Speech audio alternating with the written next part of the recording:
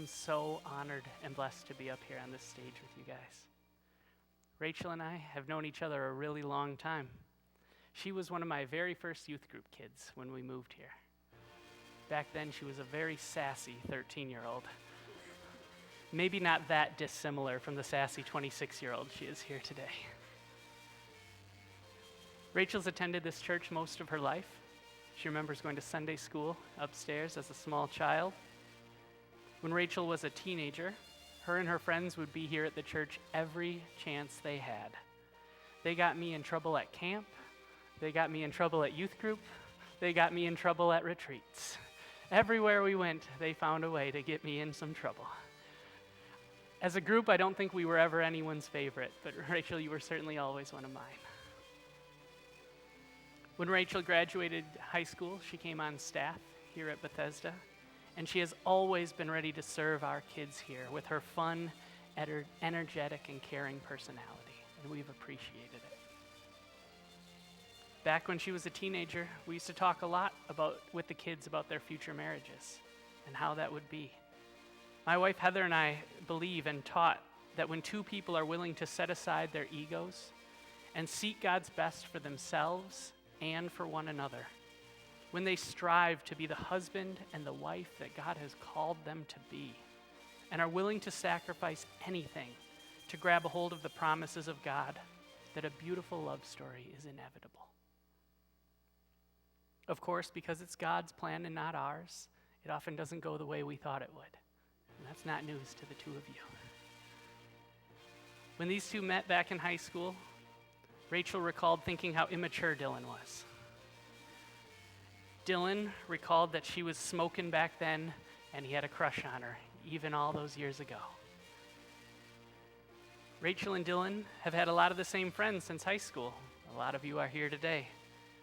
But 5 years ago, while hanging out with friends, Rachel first noticed Dylan no longer acting like an immature, dumb teenager. Or at least maybe not in comparison, huh, fellas? She said she was drawn to his maturity. She said that that she loved how kind he was and that he had the best smile.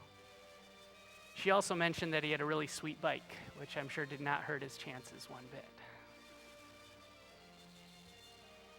Dylan, when I asked him about those early days when they were just getting to know each other, Dylan said that I should ask Rachel how he felt about her back then. I've come to know that is a very Dylan answer.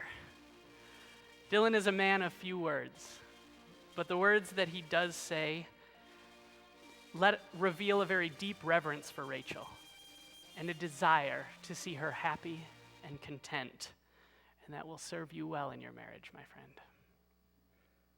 It's clear to anyone who has spent any time with the two of you that you are deeply, deeply in love. Of course, your marriage won't be without struggles. As parents, you guys already have so much experience doing life together. Your story isn't the one either one of you expected. You didn't plan to become parents so young. And Dylan, I was so impressed with the way you handled yourself when the two of you found out that you were going to become parents. You didn't rush out and try and fix anything. You didn't rush out and buy an engagement ring. You just stood beside Rachel and let her know that everything would be fine.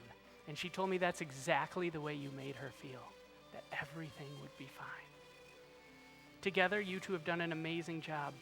You've raised a handsome, healthy, happy little man in a home where he knows that he is loved unconditionally. That is an incredible thing you guys have done. When the time was right, Dylan, you did propose, obviously. And it wasn't because you were parents, but because you wanted Rachel to be your wife. Because you wanted to be a family. That New Year's Eve night, you got down on one knee because you were a man who was in love and ready to commit your life to the woman of your dreams.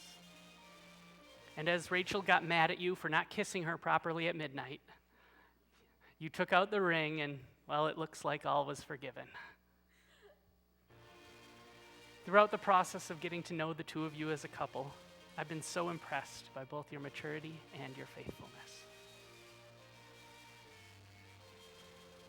You know that your story is an unexpected one, and your faithfulness to one another has already endured so much. You clearly love and respect each other, and now as husband and wife, the depth of your relationship and your commitment will take on new levels. I know that I speak for everyone gathered here today when I say that we love you guys. We will pray for you, and we are watching with confident expectation as God continues to grow your story into a beautiful epic of how he can take two friends and bring them together in a beautiful and unexpected way and turn them into a family. Would you please turn and take each other's hands?